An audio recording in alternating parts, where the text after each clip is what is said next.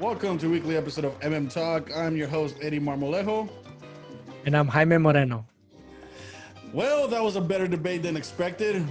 Honestly, compared to last week, this was actually a debate. It had context, it had policy, it had back and forth on, I don't know, a little thing called policy and facts, something that we missed last week. So I'm happy for that. But before we dive into the topics, of course, please remember to like our social media pages, Facebook, Instagram, Twitter. Follow us on YouTube, hit that subscribe button. The link is in the bio.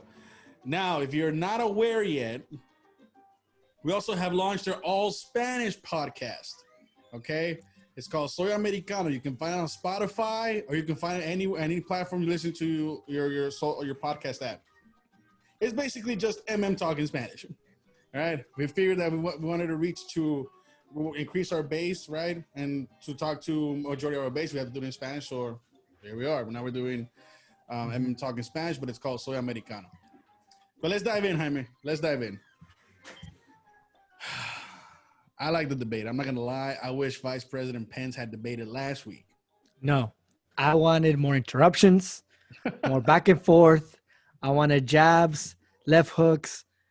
But actually, they did really good. Actually, they did way better than the presidential debate. There is a mute button in your screen, sir. I have the power to mute you. Are you muting me now? No, I'm not muting you. I'm making a joke. Okay, about good, because I'm about to say you're now Twitter and Facebook censoring. Yes, sir. I embrace the censorship. No, but in all reality, though, it was a good debate, and like you said, it was a great debate. It was a great debate. Let's just dive into it. Of course, there were a variety of topics. I thought they wouldn't go to commercials, but no, they just went through all the topics all at once. And let's start off with the COVID one, right? The COVID one. They went straight into it. Senator Harris said that basically we never had a plan, right? We never had a plan for COVID or anything like that. She also made claims that this was my favorite one, that if Donald Trump offered a vaccine, she wouldn't take it, but she would take the vaccine if, I guess, one of Trump's advisors who are working for them now or doctors would advise the vaccine. She would take it then, but the scientist, she said, the scientist, right, who report to Donald Trump, but okay. For me, and that portion for me is just like, it clearly demonstrates the bias, right? Because the solution is the vaccine. The solution to COVID is a vaccine, right? So if Trump offers a solution, it's bad. But if scientists offer a solution, it's good. It's the same solution, a vaccine. But just like Kamala Harris clearly said, if Trump says take the vaccine, I'm not going to take it. Right. But if the scientists say take it, I'm going to take it. So it's a micro expression or micro illustration of how the media and the liberals are pretty much telling people that anything that comes from Trump is bad, even though it's a good solution to a problem, right? Right. And that's just like we say here in Talk. We're not here to defend the man. If you want to vote for him or not, that's your choice. But we want you to see the tactic, right? To understand the tactic. So when you get your information, when you analyze the news and you're trying to inform yourself, you can see how it's coming, is presented. And once you understand that, you can, make better decisions, in policy and so on and so forth. So, that is a clear example of like, they hate this man so much, and they're making Americans hate this man so much that even when if he were to offer a solution to the virus, to the pandemic, it's not going to be accepted because it's coming from him. Right. So that's just a little note for you guys, viewers, can just, look at that. And there's something I want to discuss on that you and I discussed prior to recording, was this whole concept of federalism and why Republicans don't use the concept of federalism to attack these bogus claims that, one, the president never took the coronavirus seriously. His response to the coronavirus was slow, and certain other points, right? Mm-hmm. And I said, Jaime, why aren't we as Republicans, the ones who want to defend or want to create limited government and so forth, Or don't conservatives, right? use those arguments on those who want to create bigger, that believe that bigger government is a better solution. Mm-hmm. I told Jaime, look, I don't understand why this argument doesn't come in. And we were looking at, because we were looking at the proportion sizes and all that, right? Because there was a question about why is There's there a more statement. U.S. death tolls and all that, Uh-huh. and The but I statement said, by the moderator. yeah, by the moderator. And I said, well, where's the concept of federalism? I mean, why isn't Mike Pence, or why didn't Trump last week said, look, first of all, the jurisdiction or the primary responsibility of pandemics, epidemics, natural disasters, graboids, aliens, okay, well, not aliens, that's an invasion, but any natural disaster, right? It's it's the state government's responsibility to do so. That's just the law. That's not me being a Trump supporter. That's not you being possibly a Biden supporter. That's just the law. Mm-hmm. The law dictates that any natural disaster and all that is resorted to the states. The federal government is a backup. Okay. So the primary response, and where we saw those poor responses, were at the state level. And those state governments went to the federal government, who then responded. You see, the whole situation with COVID-19 is what we've been arguing in Talk, has been reactive, right?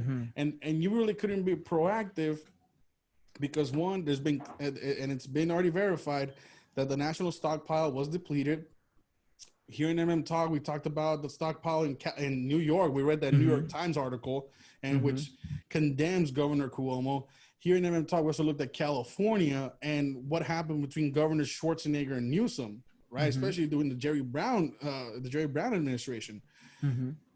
So those are, I mean, those are two Democratic states, and not to say the Republican states did a better job. Saying no, we're looking at examples, right? Because those are the states that have the highest number of right? cases. And Yeah. was looked at, and so I was saying, why didn't Pence attack that more? I mean, he said, yeah, we reacted and all that, but he's like, look, you're misinforming the public.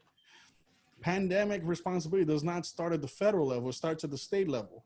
So we are your backup plan. The federal government is the backup plan to the state. So when the state calls for us, we will go help out. We don't have a national emergency and say, well, we're going to send in help. We have to ask the governor's permission to go in and help. And honestly, and then this is what I said. And if you want to look at governor response, look at your former governor of California. What did he do? Spend $1 billion on defective masks and other equipment? I mean, you really want to talk about mishandling a pandemic? Everybody in the state is protesting to go back to work. I'm looking at Kamala Harris right now.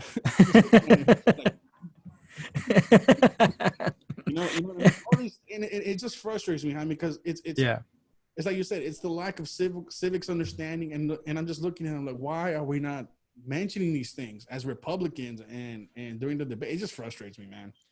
Yeah, you're totally right. That model, because it really is the way it's laid out, where it's at the state level before the federal level steps in, and like I said, and it's the narrative of the Democratic Party and the Liberal Party, or the leftist, right? That the federal government has to be more involved and intervene more in individual rights and in states' laws, and be pretty much the dictate, right, what to do, what the states should do, what they shouldn't do. And that's why it's not mentioned a lot. And they and majority, like we said here in Talk, the majority of the news cycles or the news organizations, of the 18, right, 17 are really liberal or Democratic leaning, right? So that's the platform to say the federal government should be brought in more and be more intervene more, into the state. Then of course they're not going to mention that. They're going to blame it on the federal government. That's the federal government's fault, right? And that's why we need a bigger federal government. That's why we need a more federal government intervention. What Trump did by banning the travel, right, only allowing U.S. citizens back to the country from China, is actually correct. And then banning non-U.S. citizens, right, and non-U.S. immigrant from entering the country, that's the first step that the federal government did. Mm-hmm. And then the state has to then act upon, right, what to do. I think the only exception to the rule would be an actual war, like an invasion, like a military invasion or an attack in the U.S. I think that rule would be changed where the federal government would just automatically take over, right? Oh yeah, well, yeah, it's yeah, yeah. There's In a certain instances, war or an yeah, invasion. But right. that's the only exception to the rule, right? That's actually written law that if we were to get invaded or attacked, Yeah, the federal government just automatically is the one who's gonna boom put the right. guidelines. But when it comes to pandemics and stuff, there is the rule goes back to the state, right? Because at first it started in Washington, right? So Washington had to handle that, and then they asked the federal government to help out, and then they stepped in. We didn't think it was going to spread outside of Washington. Unfortunately, it did, and New York became the epicenter for the longest time, right? So yeah, like Eddie said, it's just the way it's formed, Yeah, and the Democratic Party and liberals want a bigger federal government to intervene into states, right? So that's why they put emphasis on the federal government not doing enough response to get into the voters' mind that, hey, the federal government is the answer. yes, the federal government is the answer, not the local state, and we need a bigger federal government to intervene. And that's where we have that whole states versus. Right, and it's funny because they keep asking, "Are you going to do a national mandate for masks?" And then it goes back to my federalism argument. Like, how are you going to tell Governor Cuomo? How are you going to force Governor Newsom? How are you going to force Governor? Who's the guy in Florida? Ron DeSantis? No, No, it's not. No, it's not the same. no, it's not DeSantis. Well, any state. I'm sorry, any state governor, right? Yeah. I thought it was Scott for some reason, but I could be wrong. I'm looking it up right now. Ron DeSantis. Yeah, I was right. Ron DeSantis. So these governors that you're going to impose a national mandate on masks. You're going to impose a national mandate on vaccines because, it was asked too, right? It was asked. But for me, that's superseding federal law. But again, this is, like I said, and Harris couldn't even answer it really. But again, it's a problem of federalism not being explained by both candidates, and that's what frustrates me. Like you said, that's for the agenda of the right of the left. It works because you left it blank, but for us that really want to understand, it's frustrating because we know it and you didn't explain it, which is my frustration with Pence. Let me see what else. What else? And also the COVID, they talked about the U.S. being the first to ban the Chinese travel. Yes. And we actually did research, right? A lot of fact checkers say that 45 countries, okay, and this is the majority of fact checkers, have said that 45 countries have done the ban from China before the U.S., right? Contradicting Trump's claim that he was the first to do it. Right. So we went and looked it up, right? Like we always do in MM Talk. We go to the source, we check the facts. So we went through the list, as annoying as it was and as long as it was. We noticed that about, how many was it? I think I have the notes here. About well, the claim was like 3 or 4 countries actually did a travel ban on China either a day before the U.S. travel ban. Yeah. Everyone else did it the day of or the day after the U.S.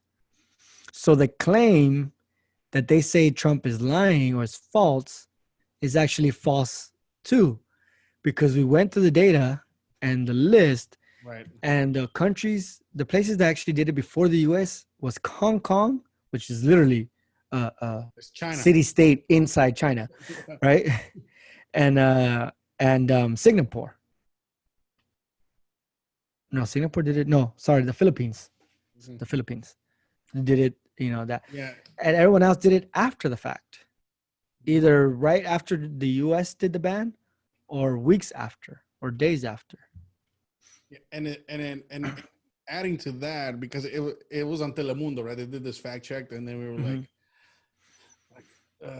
okay. And then the Washington Post saw the wording too, and it's like, oh, because we were saying, well, it could be a Trump sentence, where the only country that did it, like something like that. He just exaggerates everything, or he's the first. And I thought it was like he's the first U.S. president to put a ban on China. That's the conclusion we made to, and it's like, yeah. And then we dug in, and then we found what you just explained. What was I going with this? It just proves that once again the facts itself are misleading, because we did impose. Oh yeah, that's what it goes. She's talking about if you didn't know by January 28th and you ignored it, because it goes back to that Bob Woodward interview. That's where I was going. The Bob Woodward interview.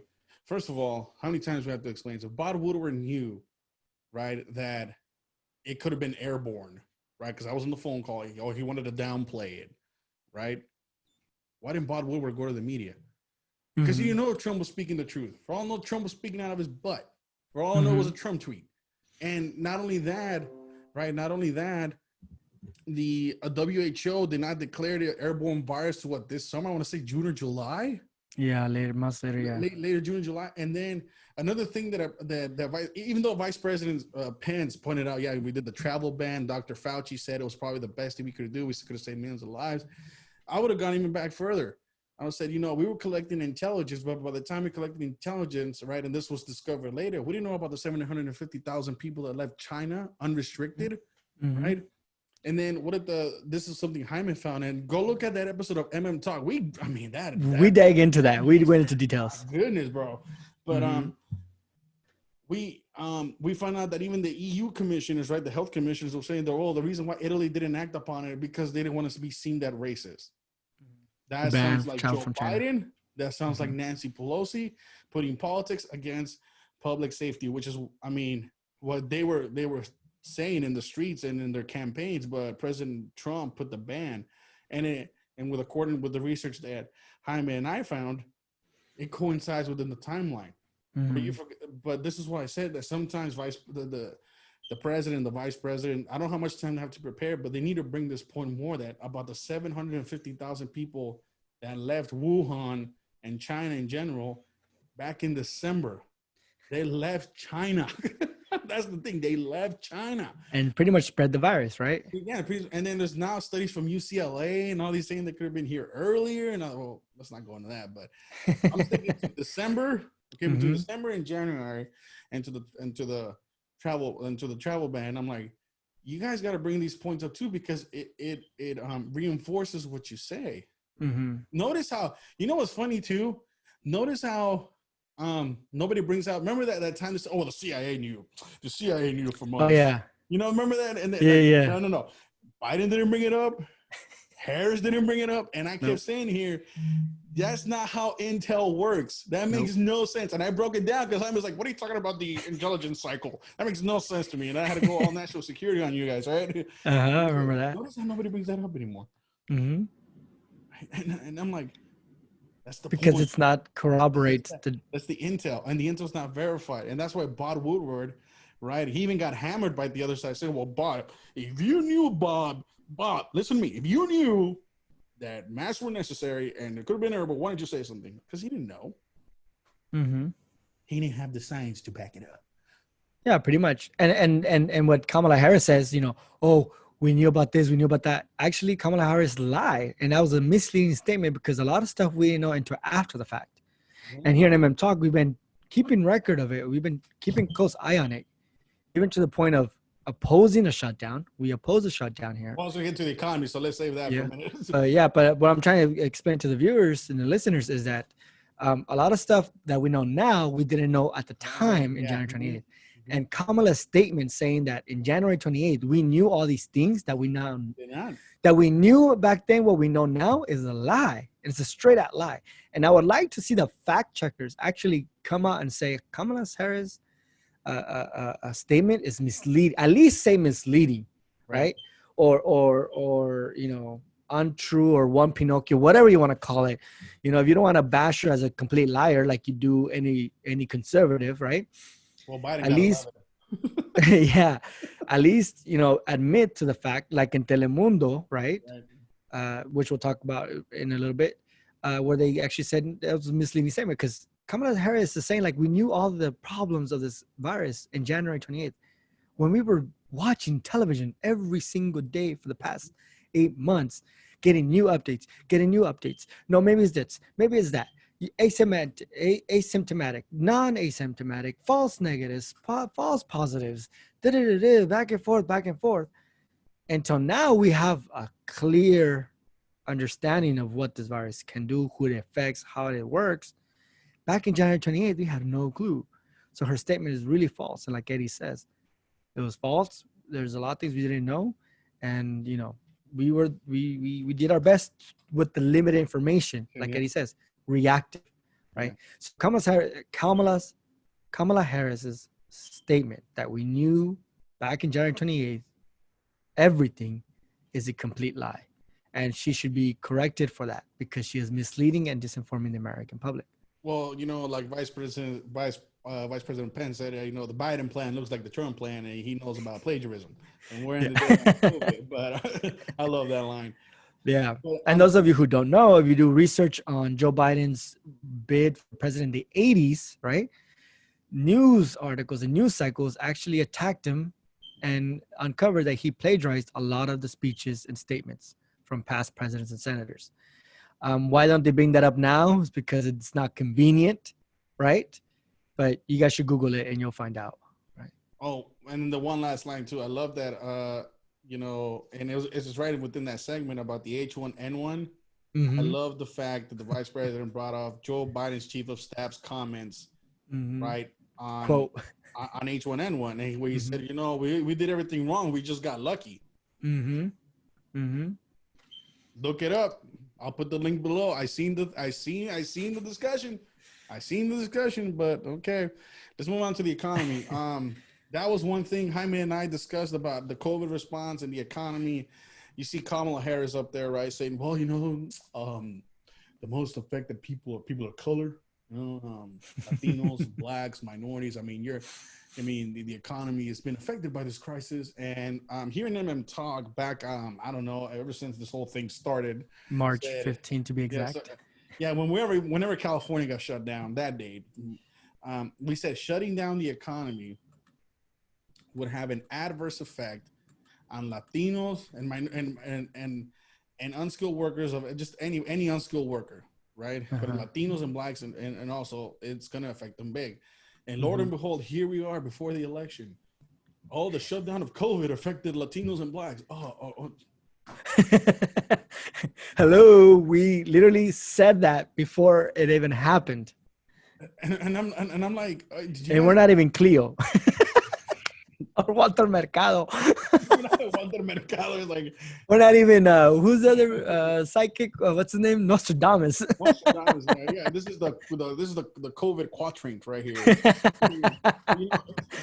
It was frustrating when I see Kamala Harris trying to develop that empathy towards minorities, and I'm like, why? You guys didn't care. You guys didn't want to listen when the president said, "Let's open up the economy. Let's put all the safety," which is. I went, remember, Jaime, we went to Riverside. I came out on the news and I said, you know what we all got to do, guys? Listen to your counties. You know why? Because Latinos are being impacted by this the worst. If the county says it's open, you have the safeguards, you have the masks, you have the cleaner, you have all this. Open it up. We're being affected. People need to go back to work. When we went to march in front of Garcetti's house, same thing. When we went down to the fashion district in LA, when we saw all those people, right, that were struggling, owing $8,200 in $40,000 in back rent. It's affecting Latinos, and I'm saying, like, why don't they want to open the economy? This is bad, and it's like it's Trump's fault. No, Trump does not control Los Angeles County. Trump does not control California. Trump does not control New York. Trump does not control Florida, Texas, any other state. It goes to the states. So that was another misleading comment, right, by Harris, and it upsets me because these Democrats want to use that punchline to say, well, Latinos and blacks have been affected the most. Yeah, they were thriving during the Trump economy. COVID happened. You put all these restrictions. Now we're in this mess. You shut us down, pretty much. Shut us down. I mean, you know what I mean? You shut us down. And then when Trump saying, well, can we reopen with safety precautions, social distancing, how the science says we can do? And y'all say, no, because we need to find a vaccine. And by the way, if Trump says to take that vaccine, I won't take it. So I'm like, where's the win? It's just that obvious of a reason that they hate this man so much. They hate this man so much that, like I said, we're not here defending, but we just want you to look at how much they hate this man, that even a rational solution to a problem is bad because it's coming from him. And Eddie's right. I mean, and now people say, oh, people most infected by COVID are minorities. And then we looked at, well, what do minorities do, right?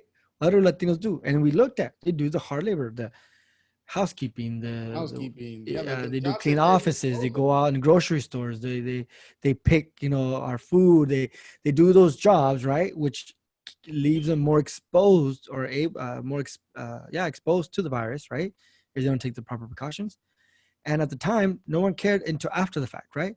They Right. made it a big issue politically as a way to go anti-Trump, right? Hmm. If they would have been like, you know what, and I think there's an LA Times article we have, if I recall, where it says that we focus so much on the doctors and nurses and them getting masks and them getting all the protections that we forgot about the essential workers. Well, that's We left even them out, that, right? that goes back to the whole thing on Dr. Fauci, who on March said on 60 Minutes, well, we don't need masks yet, and then he comes out later in the summer saying, well, I lied because all the hospital workers needed masks and PPE gear. Exactly. So that's who Trump listens to, and he's lying on national television. He literally So, says he made a mistake, right? And oh then yeah, we accept it as, oh, well, it happens, but still Trump's fault. So to the point where, like Eddie says, it's like we cause more chaos. I mean, the virus is dangerous and we have to be precaution about it, right? But doctors are now seeing, and articles are coming out, that the lockdown is causing far greater damage in the long term and can than the virus in the short term. Because we have people who aren't going to doctors for medical treatment, checkups, heart rate, cancer treatments, and so on and so forth. We have people in home, depressed, suicidal, just depressed, right? We have people who suffer domestic violence. Domestic violence numbers have gone up. Child abuse numbers are going up. A lot of broken homes and stuff like that.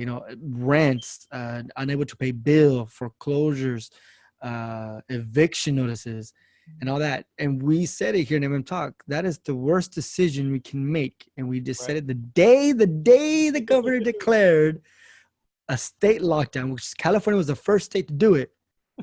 Right? We went and we made it. We were against it. Yeah, And no, so that was, Kamala Harris's statement, like Eddie says, is false. And but yeah, I'm, continue on the I'm repeating economy myself though. I'm repeating what Eddie said pretty much. But the thing is, the point here is that the Democrats and the left have have wanted to shut down, right? A pandemic that killed the economy because it was forced to shut down. Something that hasn't happened before. Usually when we have economic crisis, because something happens in the economy, Yeah, debt, companies break down, there's no production, so on and so forth. I mean, we just literally just left a recession, right? When Obama came into office, we got into the recession. When he left, we were out of the recession. we were So the stagnant growth. recession, Yeah, yeah, it went straight through the administration. That's economic recession, right? That you can blame the president if it happened. But you can't blame the president when you literally tell every business to close their doors, send everyone home, and if you try to open up, we're gonna fine you or we're gonna arrest you, right? yeah, And you're gonna be shut down until we say so. That's a whole different ball game. yeah, All right. It's not because of natural economic forces. It's because literally the government forced a shutdown. yeah. Schools, businesses, economies. The only places that actually stayed open and now are trillion, or not trillion, but $1 billion companies now is Amazon, Walmart, Target, and major grocery stores. Yeah. They benefited from this economy. So people, if they're going to go out there and bash these companies for making billions of dollars, don't bash them because they're selfish, because they're the only business that stayed They had open. the essentials. I mean, They you had the guys went to essentials. They were Costco, you guys went considered to essential. Sam's. Exactly. You guys went to buy the essentials. So you were told you can only go out to buy the essentials. So the market was already fixed for those companies to succeed. Exactly. So with that, it's just frustrating when you see Kamala Harris talk about the economy and say, well, we're in a recession because of Trump. Well, no, we're in a recession because COVID happened. And then when Trump is trying to open the economy, not only you tell him no, and then like Jaime and I said, now our minority communities are being affected the most. So that's another lie. And the whole thing on China, that's the thing. She said that we lost the trade war in China. No, we didn't. How much are we getting back in intellectual property rights? Oh, we're How getting a much? lot back. I mean, how much are China's now buying our agriculture produce and all this stuff? I mean, you guys, I mean, there's so many things this woman said. I'm like, dude, did you fact check yourself before you even started this debate? I was like, oh man. The question is, are the fact checkers actually going to fact check her? Because we've always said they're never going to fact check her because it's not convenient for them to fact check her. Well, no, I'm talking about the Harris campaign. You know what I'm saying? Oh, they're not going to do that. Of course not. No, that's Well, what I'm I'm worried saying. about the independent On the independent fact checkers, right? The independent fact checkers, Yeah. which we proved last week was a lie, right? The fact checkers lied about their fact checking. If you know what we're We talking just- about, go to Soy Americana. So we did it in Spanish, but go to Soy Yeah. Americana. Go to the end of the episode, and we fact checked Univision, and not only were they wrong, they were just plain lying. But But you know, so the thing is that like we're frustrated because the statements are false. And what's even more frustrating is the fact checkers, right? The fact checkers are not actually going to fact check her statements. They're going to focus on whatever lies Pence made. And that's the frustrating thing because that's fine, you know, fact check him too. But also apply it to the Democrats, right? To Joe Biden and Miss Kamala Harris. right. And don't be the simple ones, you know, oh, they were right when they said this.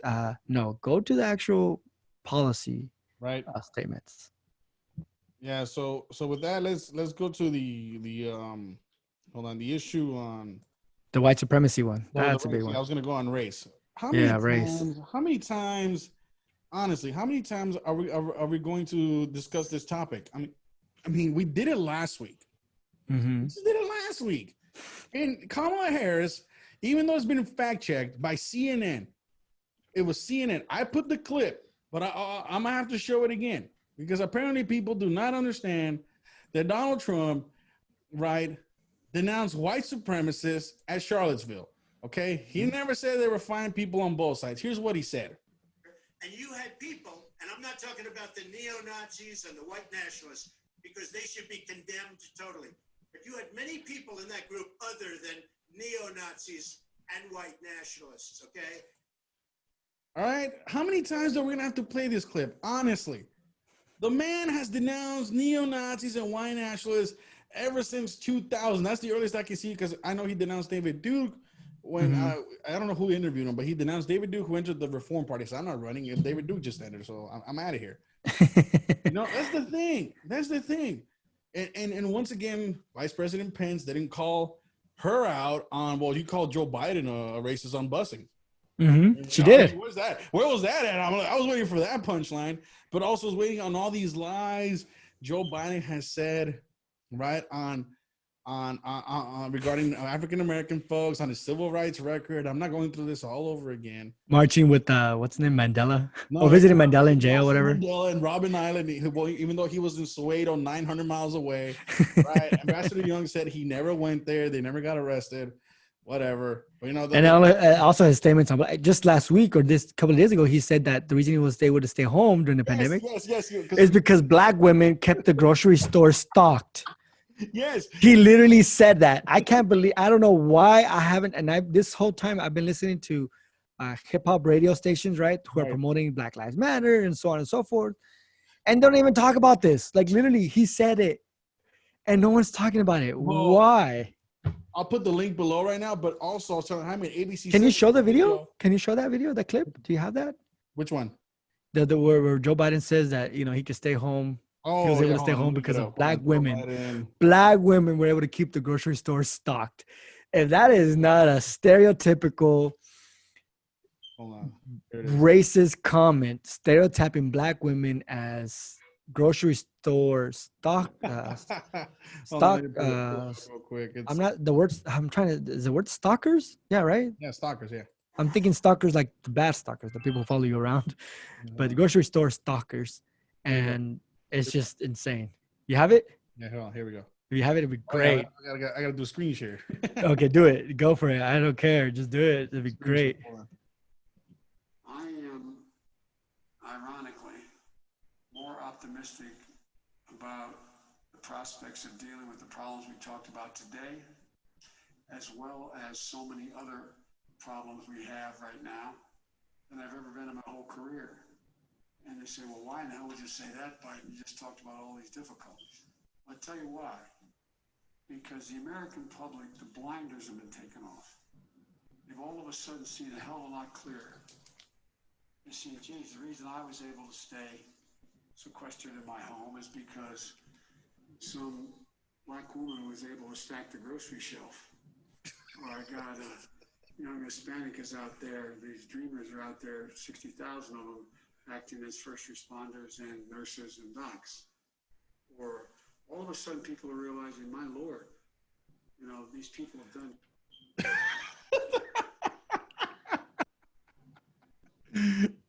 Okay, so the only reason we're saying is because, us minorities are working hard. But the fact is this, black women stock the grocery shelves store. stocked. I mean, if that's not racist, if that's not a racist comment and that doesn't affect the black community, then it's really not about black lives. And it's about political power and political fight. Because if they really cared about racial profiling and racial discrimination and Right. racial, all that stuff, they should denounce Joe Biden's statement on that, right? That he was able to stay home because, so what if black women weren't able to keep shelves stocked? He couldn't stay home then? Like, really? And to limit black women as a grocery store stockers? Right. Really? They're not, nurses too. They're not doctors too. They're not, emergency responders either. I mean, really? Are they only in that position? Come on, Joe Biden. Hold on. You're 94% older than you're older than 94% of Americans. And okay. And this is why I'm like annoyed with Harris and all these, because they're a pro protester, they're pro violent protest. Because don't tell me it took almost 100 days to do so, right? Because it didn't fit their narrative. Right. Here's Melina Abdullah, right, of the Black Lives Matter chapter in Los Angeles. Listen to what she's got to say about Joe Biden. If you don't think that's Joe Biden she's talking about, you really need to get your head checked, because there's only two people running for president right now from a major party ticket, and that's Trump and Joe Biden. But here's what she says. Look. People are feeling dismayed that the choices are between, a violent white supremacist and another person who represents that same system. That's Black Lives Matter. She just called. He literally called. Yeah, go ahead, Eddie. Go ahead. Sorry. Go ahead. No, you do it. You break it. You called Joe Biden a representative of the white supremacist program. The violent. Joe Biden. That's who 90% of black people are gonna vote for, because that's the Democrat home. Remember, we posted that 86% of black voters vote Democrat. So they're voting for the same. Black Lives Matter is calling you a racist. Latinos are calling you a racist. I'm calling you a racist, but I'm the fascist. I don't understand. What do I got to do? Nothing. We just got to keep showing videos like this and let people have to understand, like, this is what the media is not showing people. This is where the media, that's why we call it, or Trump famously, calls it fake news. Calls it fake news, right? Everyone's upset about it, but why isn't the media showing these clips? Why isn't the media repeating these gaffes, like they do with Trump? I don't mind if they do Trump. He messed up. That's, oh, well, that's what he did. He messed up. Play it. That's fine. But also apply the same scrutiny and outrage and level of offense that you do to Trump or any conservative to the same white liberals, Democrats, who Malcolm X warned before he was killed. The biggest danger. The biggest danger to the black community is white liberals. But it goes back to that video that we found, Jaime, where, and I keep saying this, I don't mean to disrespect minorities or anything, but honestly, we're tolerating the racism of one man, the blanket racism of one man, because he's not Trump. And I've said this to people several times, and I get called racist. Look, he said black kids were cockroaches crawling up his legs and all that. I didn't call him black cockroaches. He said it. The man said the Daughters of the Confederacy were fine people, and that group supported the KKK. I mean, let's not go there.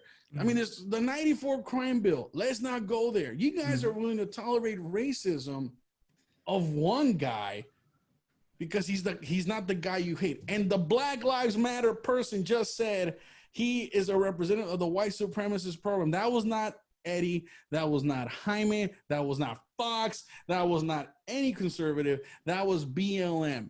And still, you guys want to say my guy is racist. It's unbelievable, Jaime. And it goes back to what the media shows and replays on television Annoying, over bro. and over, and what radio DJs talk about over and over daily, right? And they talk about Trump. Not, I mean, these past few days I've heard about, oh, Donald Trump doesn't denounce white supremacy, but no one's talking about Joe Biden's blanket racism or traditional racist comments. George Wallace, man, Yeah, so it's like I said, it's just what these leaders and influencers want to present, right? And it's convenient to bash the other, but not convenient to hold their own accountable, and that's sad. That's sad. But speaking, let's stay on race and the court because they were in hand in hand. Oh yes, the court. So as we all know, Goddess. Vice President. I mean, yeah, it is Vice President. Vice President Biden. I was gonna say, wait a minute, what am I talking about? Wrong debate. No, it is the right debate. Vice President Biden. Do we lose Jaime? Jaime, you there? I just had to do. No, I'm here. I just had to do something real quick, and I want you guys to see. So Vice President Biden. Pretty much, I didn't want to do a Rubio drinking water. Biden and any other Democrat has not come out and say they will pack the court, right? And in case what? Donald. Repeat that again. Sorry. Sorry. So let me say this again. So Vice President Biden, or in this case, Senator Harris, did not deny or confirm that if Amy Coney Barrett, which is the nominee for the Supreme Court, is not affirmed, they would pack the court as in retaliation, right? They were asked several times, right? Mm-hmm. I want you to hear Senator Harris's response to that because I almost lost it. Honorable senator from California. Our honorable senator from California. Here, give me a second. Here it is. Our own senator. A couple seconds here. Let's see. Let's see. Oh, screen share. Chat. All right, here we go. Hack the Supreme Court to get your way. I'm so glad we went through a little history lesson. Let's do that a little more. In 1864. Well, I'd like you to answer the question. Mr. Vice President, I'm speaking. She's speaking, Mike. 1864. One of the heroes, certainly of the president, I assume if you also, Mr. Vice President, is Abraham Lincoln. Abraham Lincoln was up for re-election. Oh, wait. And it was 27 days before the election. And a seat became open on the United States Supreme Court. Abraham Lincoln's party was in charge not only of the White House, but the Senate. But Honest Abe said, not the right thing to do. The American people deserve to make the decision about who will be the next president of the United States. And then that person can select who will serve for a lifetime on the highest court of our land. And so Joe and I are very clear. The American people are voting right now. And it should be their decision about who will serve on this most important body for a lifetime. Thank you. Senator Harris and Susan are voting right now. They'd like to know if you and Joe Biden are going to hack the Supreme Court if you don't get your way in this nomination. Let's talk about packing. You once again gave a non-answer. Joe Biden gave a non-answer. Trying to answer you now. The American people deserve a straight answer. And if you haven't figured it out yet, the straight answer is they are going to hack the Supreme Court if they somehow win this election. Men and women, I got to tell you, people across this country, if you cherish our Supreme Court, cherish the separation of powers. We need to reject the Biden-Harris ticket. Come November the 3rd, re-elect President Donald Trump. We'll stand by that separation of powers at the 9 seats. Yeah, let's talk about packing the court then. Let's talk about the pack. Yeah, I'm about to. Let's talk, Harris. So the Trump-Pence administration has been, because I sit on the Senate Judiciary Committee, Susan, as you mentioned, and I've witnessed the appointments, for lifetime appointments to the federal courts, district courts, courts of appeal. People who are purely ideological, people who have been reviewed by by legal professional organizations and found to have been not competent are substandard. And do you know that of the 50 people who President Trump appointed to the Court of Appeals for lifetime appointments, not one is black? This is what they've been doing. You want to talk about packing the court? Let's have that discussion. Thank you, Senator. Let's go on and talk about the issue.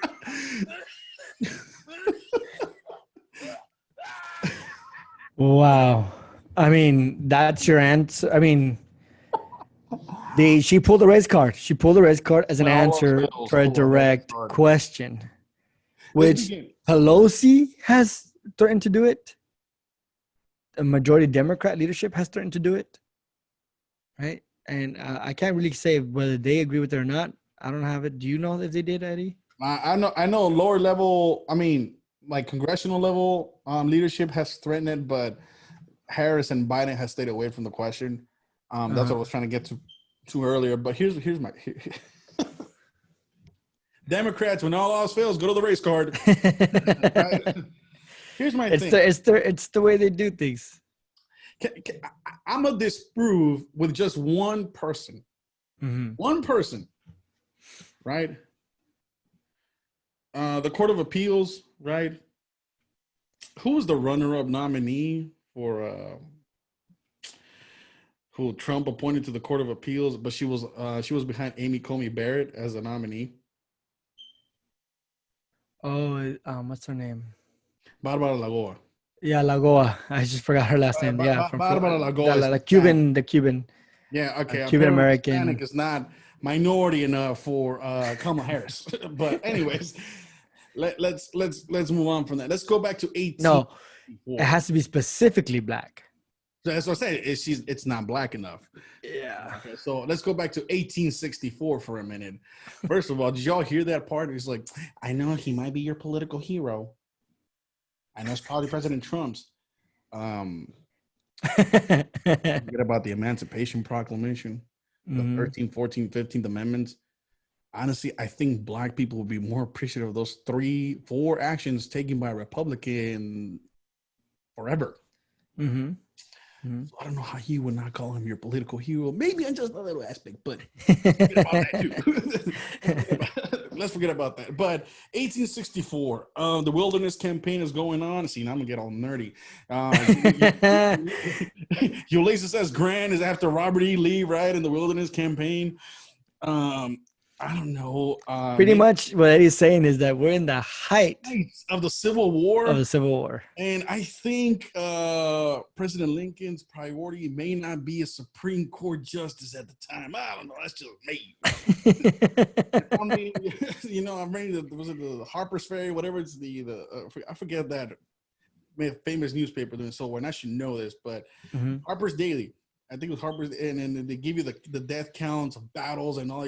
I mean, I think that's what the president is reading, trying to find out what's going on. I don't think replacing Justice Taney at the time was a priority for the president. I doubt it too. I doubt it. And by 1864, he had passed the 13th Amendment. But hey, that's why we were laughing, because it's like, go ahead. No, 1865 was the 13th Amendment, right? Mm-hmm. Yeah. It was ratified, and then in 65 it was actually put into law. So I think we had other priorities at the time. Just saying. But, yeah, I think so too. So it goes back, and a thing that, once again, that our viewers and you at home, don't buy into this, the last wish. By the way, that was just an NPR report that nobody else has verified. The last dying wish. Yeah, the verification hasn't been. No one has verified. Yeah, they want to paint it like the Jefferson, Adams, who had the last word, and now it says Jefferson lives. That's how they want to paint this picture, okay? Don't buy into that. Oh, God. Justice Ginsburg, Barack Obama, and many other prominent politicians have said the president is elected for 4 years. And in those 4 years, you have the ability to, guess what, nominate and then sent to the Senate for confirmation, a Supreme Court justice vacancy. In 2016, we had that scenario. It just happens to be an election year. It has had happened before 29 times. 19 of those times have been approved. Yeah, in 2016, obviously, the Senate was ruled by Republicans, and they want to nominate. So Obama he did his job. He yeah, he did his gave the job. nominee, Yeah. but the Senate decided not to vote on it, and that's it. Yeah, And whether it's fair or not, you can say it's unfair and whatever. Yeah, you can, right? But that's politics, right? When your party is in control, or you're facing a party, a Senate that is controlled by the opposite party, obviously you're not going to get your way. It's called the lame duck years of the presidency, right. because no one cares. No one's going to try to do anything the president said, because he's leaving office within a year or two, right? So, yeah. And not only that, like he was saying, I forgot what I was going to say. The lame duck years, President Obama this year. Yeah. I mean, you literally, the president has the power to write executive orders, appoint, till the very last second of him becoming president. One famous fight over that was when John Adams had appointed was it Marshall, right? And then Thomas Jefferson. Jefferson came in. Those last minute appointments, and Jefferson came in and said no. It didn't go through on time, and they fought it. Marbury versus Madison. Marbury versus Madison. Yeah, that was a huge. If you guys should have read this in your history classes, or learned about it, or heard about it. Maybe PBS, But if you guys remember that, Marbury versus Madison was a fight over a judgment appointment of Marbury. Was it Madison? Right? And because it happened after the cutoff time, right? Mm-hmm. Literally the cutoff time, right, of John Adams being the president, he was no longer appointed. So he sued, and the court said, well, he's president. Yeah, so you missed the deadline. So, it's like when you turn in your paper late in college or in school, you missed the deadline so much, So even if the president loses the election in November, right? He's got till January 20th. He's got to January 26th to nominate, right? So even if they don't confirm the Supreme Court justice before the election, they can still confirm her after the election. Yeah. Because they're still within power up until January 20th. Mm-hmm. So and that's what we and Eddie were talking earlier before we started recording. People have forgotten these civic classes that everyone took in high school. Things. And it's annoying, because it's like, this is why people don't get it. This is why people think Trump is all to blame for COVID. This is why when you're talking about, the Roe v. Wade, people for the umpteenth trillionth time, if Roe v. Wade is overturned at the court, which Amy Coney Barrett said Roe v. Wade is the law of the land. She said the only thing that may change is the ruling on when, right? Mm-hmm. That's the only thing she sees if any changes come to Roe v. Wade. You can look it up. It goes back to the states. The states decide whether you can have it. And it was even asked by the moderator, if Roe v. Wade is overturned, and will your state allow for abortion to continue in your state? Which just affirms my point. It's not going to disappear. It just goes back to the states. Your states are going to make rules whether you can have an abortion in the state, or you can go outside the state to have an abortion. You guys, it's the lack of information. You see all these liberals getting triggered when, like, oh my God, Ruth Bader Ginsburg died, they're going to overturn Roe v. Wade. It goes back to the states. Who said it's going to be diminished or deleted, or I don't know. Mm-hmm. It's precedent. That's what it's called. So I'm like, there's lack of civics understanding, and it's those simple things, like I just told you, with COVID responses and pandemic responses by both sides. It was the issue in the economy. Well, we listened to you guys. We tried to reopen. Your state said no. Again, federalism, right? Mm-hmm. Here with the Supreme Court, it's the president's power. We won the election. This is a perk. I mean, constitutionally, it's a perk. Sorry. Mm-hmm. It doesn't say do not nominate 17 days before the election. Sorry that Abraham Lincoln had a civil war to manage and didn't think Justice Taney had to be replaced at the time. By the way, he did replace by Christmas that same year. You know what I'm saying? It's like it's funny how the simple concepts of how the mechanics of our country are not even being discussed to prove your point. This is my This has been my frustration with Pence, with Pence tonight, and this was my frustration with Trump last week. The simple mechanics that run our country are not being discussed, and not only do they make for good points, it disproves everything the other side is trying to do. Like, my Yep, exactly. But good thing our viewers are smart and they understand that, or they're learning that process, because I know there's a lot of people who forgot, right? A lot of civic classes. But yeah, pretty much like Eddie says, I agree 100%.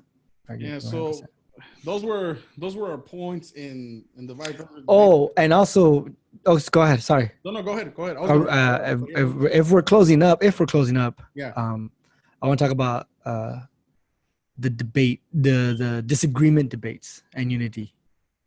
Oh, thank you. Yeah. Thank you. Are we gonna wrap up with that, or should we go to a different topic for that? No, let's end it there. I think we're gonna end it there, right? Yeah, I thought so. So should I just play it? Yeah, play it. Just play it. I think that should we play it, and we'll see. We'll let our viewers hear this. Let them. So the moderator read a question or a from an statement eighth grader. from a person, eighth grader, and it talked about the division, the divisiveness, and disagreements and arguments, right? And how do we return back to unity and all that stuff? So How do we become civil again? I think. can you make that larger? What The size, yeah. this? There you go. Thank Okay. you. All right. So let's go ahead and let's end with this.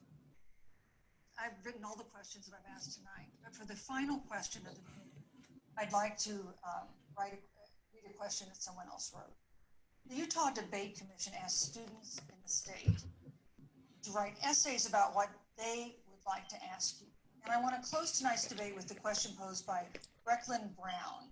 She's an 8th grader at Springville Junior High in Springville, Utah. And here's what she wrote, quote, "When I watch the news, all I see is arguing between Democrats and Republicans. When I watch the news, all I see is citizen fighting against citizen. When I watch the news, all I see are two candidates from opposing parties trying to tear each other down. If our leaders can't get along, how are the citizens supposed to get along?" And then she added, "Your examples could make all the difference to bring us together." So to each of you in turn, I'd like you to take 1 minute and respond to Brecklin. Vice President Pence? Brecklin, it's a wonderful question. And let me just commend you for taking an interest in public life. I started following the news when I was very young. And in America, we believe in a free and open exchange of debate. And we celebrate that. It's how we've created literally the freest and most prosperous nation in the history of the world. I would tell you that don't assume that what you're seeing on your local news networks is synonymous with the American people. You know, I look at the relationship between Justice Ruth Bader Ginsburg, the late justice who we just lost from the Supreme Court, and the late Justice Antonin Scalia. They were on polar opposites on the Supreme Court of the United States. One very liberal, one very conservative. But what's been learned since her passing was the two of them and their families were the very closest of friends. Here in America, we can disagree. We can debate vigorously, as Senator Harris and I have on this stage tonight. But when the debate is over, we come together as Americans. And that's what people do in big cities and small towns all across this country. So I just want to encourage you, Brecklin. I want to tell you that we're going to work every day to have government as good as our people. The American people each and every day love a good debate. We love a good argument, but we always come together and are always there for one another. Thank you. In times of need. We've especially learned that through the difficulties of this year. Senator Harris, what would you say to Brecklin? First of all, I love hearing from our young leaders. And when I hear her words, when I hear your words, Brecklin, I know our future is bright because it is that perspective on who we are and who we should be. That is a sign of leadership and is something we should all aspire to be. And that, that brings me to Joe. Joe Biden, one of the reasons that Joe decided to run for president is after Charlottesville, which we talked about earlier.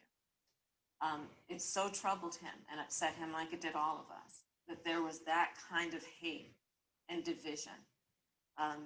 What propelled Joe to run for president was to see that over the course of the last 4 years, what Brecklin described has been happening.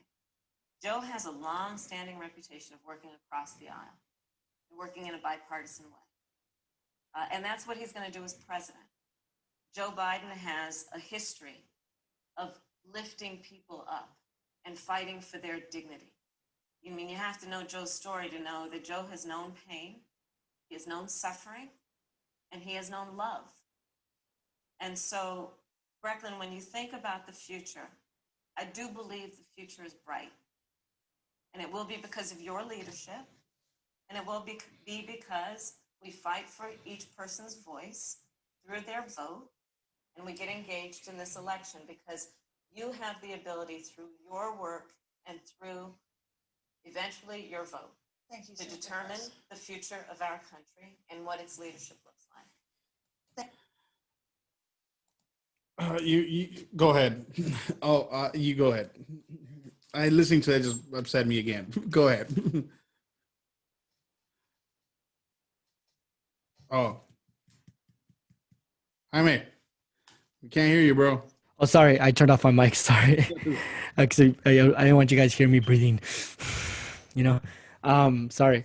I want to come out and straight up say that I liked Mike Pence's response, not because he's the vice president, but because of what we hear him allude to, or we try to allude to, is that we may have disagreements on policies and debate and fact check each other, but at the end of the day, we work together, we eat together, we interact with each other out in public, and we're not gonna treat you any different just because we have disagreements, right? And what Mike Pence says, I think that's more of what America needs to remind itself at this moment, that even though we have polarizing, and I could go into details of tyranny of minorities and give you small interest groups and how those groups like Biden, like Pence said, don't represent the general population, right? And we could discuss that later, but just because you see all that on TV and they only portray that on TV doesn't mean that it's happening every single day, right? That at the end of the day, Americans still work together, help each other out. They still serve each other. A doctor is not gonna, turn away a Republican or a Democrat. A mechanic is not gonna turn away one or the other. A grocery store worker is not gonna, attend one political party and the other. They're not. Even though there's examples where liberals tend to do this more to boycott, and hurt people that oppose them, right? They tend to do that more on the norm. I'm not saying conservatives don't do that, but it's more of a norm coming from the left. But what Americans need to listen to, and what Pence hit the mark, is that we can disagree, we can debate, we can have difference of opinions, but at the end of the day, we're all Americans. We're all there for one another. We still have to help one another. We're still a country as a whole, and we're still Americans at the end of the day. And regardless of where you stand politically, we're still a team, in other words, right? And that's what needs to be reminded in the American public now. I have disagreements with people on social media, and we talk our points, and I agree with this, I disagree with that, or I say it this way and you say it that way, and that's fine. And at the end of the day, I still greet them and salute them and congratulate them and wish them the best and so on and so forth, even though we might have our disagreements. That's just the way it should be, and that's the way we should conduct ourselves in a professional manner, right? And I think Kamala Harris just touched about Biden and how so I pretty much made it look like Biden's the only one's going to make the unity happen. And I doubt it. I doubt it's going to happen. I doubt it. I mean, if they weren't trying to make unity as the result of this 2016 election, I doubt he's going to try to do it afterwards. It's not like it's going to go away anyways. So to imply that Joe Biden is going to bring unity and bring us back to what America is, like he is a savior, like he is the messiah to our solution, our problems in the country, Right. That's just, no, that's not gonna happen. And what Mike Pence says, he says debate, talk, Right. disagree, that's fine, it's okay, but at the end of the day, we're still Americans. We still work each other. We still help each other out. And I agree 100%. And it upset me because the basis of the question is, how do you bring America back from all this chaos and polarization on both sides? Because both sides have attacked each other in ways that it's gone nasty, right? And both sides tend to even eat each other when you disagree on something. I've been called a rhino certain times because I've disagreed with the policy of the president. And on the left, right? And then on the left, you just get called everything except Latino. And it's like, okay, guys, listen. And this is what Vice President said. Look, whatever you see in the media, whatever you see going on, at the end of the day, we're all Americans and we're trying to do what's best for the country. We may have disagreements. We have disagreements on approach, and we have disagreements on how we want to implement policy. But at the end of the day, we're all American. And then then Harris gives me a Biden pitch. Biden is for America. Vote for Biden, or have a vote for Biden, and we'll go back to a social justice vote and stuff like that. I'm like, what are you doing? The little girl is asking, how do we go make America better? How do we end the divide? How do we end all this chaos? Right? And Pence is saying, this is just temporary. We're gonna fix it, right? It's gonna, you'll see, you'll calm down. And Harris is saying, no, we're not gonna fix it unless you vote Biden. That's in other words, what you just said. And it's disgusting. To me, it's disgusting because, again, this is like Jaime pointed out perfectly. It's a tactic used by the left a lot. The left, the progressives, liberals, whatever you want to call yourselves, don't tell me it's not, because I've experienced it too. And this is what upsets me the most. And it's true because it's also been studied upon. And we'll share the link. I'll post it. Yeah. But they said that conservatives are more tolerant of liberals than liberals are more tolerant than conservatives. And I'm like, because I've always said this, Hyman said that we're willing to listen to you, and then we'll disagree with you, but we're open for dialogue. Hyman, I had people on my thread that I said, okay, so you're not open to discussion. No, nobody can change my mind. I know the facts. I'm like, bro, that's not how this works. You know what I'm saying? And then, or you'll say, well, dude, that's not what I'm talking about. Let's talk about policy. Trump is racist. It's not a policy. Trump lies on Twitter is not a policy. Trump picks on a 9-year-old girl is not a policy. That's just Trump being dumb. Okay, Trump being on Twitter is Trump being on Twitter. Trump tweeting 45 seconds is Trump. But give me the policies that make him racist. Give me the policies that said it's a bad economic plan. Give me the policies that tell me he does not deserve 3 Nobel Peace Prizes. I'm just saying here. All these achievements. I know Donald Trump as a man has his faults, and I said, I don't support the man, I support the policies. The policies are making me vote for him. It's not Trump. I don't have a poster of Trump. And don't get me wrong, I'm not these guys that are carried away on social media that have, like they're doing prayers at restaurants for Trump, and low riders with Trump and all. Like, oh, dude, look, I mean, I have my Trump hat, I have my little 1776 man. That's just who I am. But I don't go around. I mean, if we're gonna talk about Trump versus Biden, let's talk policy, and that's how we have a clear discussion and debate. I'm still gonna love you after we have a discussion. Just because you're a liberal person doesn't mean I won't have respect for you. But let's discuss it. Discussion, clarity. It's clear. It's not clear. It's not debate. It's like Prager puts it best. It's clarity over debate. If we understand each other, that's even better. Yeah, pretty much. But it's funny how it's at the individual base we can have these conversations. But once it gets to the national stage, man, you see it on TV. Look at Harris. Pence is talking about unity. I posted this at the end. Pence talking about being friends and Americans and unity. Harris gives you a sales pitch on Biden. There's your difference. That's the problem. But that's it. That's all I got. Well, that concludes our episode for today. Thank you for tuning in to Talk. We appreciate your support. Please don't forget to subscribe to our channel. Please follow us on all social media platforms, Twitter, Facebook, and Instagram. Tell your friends and family if they want to view a perspective, or just, get some insight, some historical insight. You don't have to agree with us 100%, but you can at least, like I said, clarify what's the misunderstanding. So once again, thank you for tuning to Talk. My name is Jaime Moreno. I'm Eddie Marmolejo. And remember, we're tired of it too.